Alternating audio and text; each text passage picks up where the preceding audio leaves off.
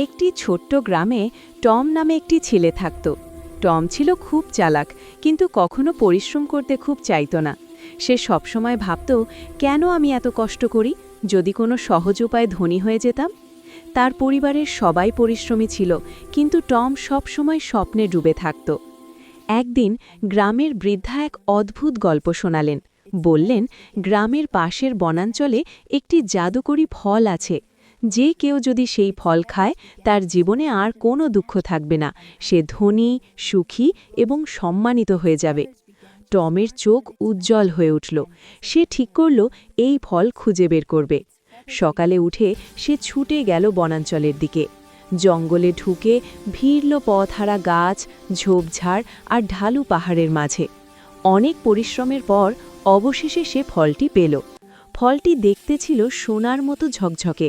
টমের মনে আনন্দের ঢেউ বয়ে গেল। কিন্তু হঠাৎ তার মনে হলো, তার খামার, গৃহস্থালী কাজ এবং গ্রামে থাকা মানুষদের প্রতি তার দায়িত্ব কি হবে। যদি সে ফল খায়, তাহলে কি সব কিছু ঠিক থাকবে? সে দ্বিধায় পড়ল। টম বসে ভাবল, আমি কি সত্যিই সহজে ধনী হতে চাই, নাকি ধীরে ধীরে পরিশ্রম করে সফল হতে চাই? কিছুক্ষণ চুপচাপ থাকার পর টম ঠিক করল, আমি ফল খেয়ে দ্রুত ধনী হব না। আমি নিজের পরিশ্রম আর মেধা দিয়ে ধীরে ধীরে সফল হব। ফলটি সে সেই জায়গায় রেখে দিয়ে ফিরল। গ্রামের মানুষ তার পরিশ্রম লক্ষ্য করল। টম প্রতিদিন সকালে উঠত, খামারে কাজ করত, নতুন কিছু শিখত এবং ধীরে ধীরে খামারটি সমৃদ্ধ করল।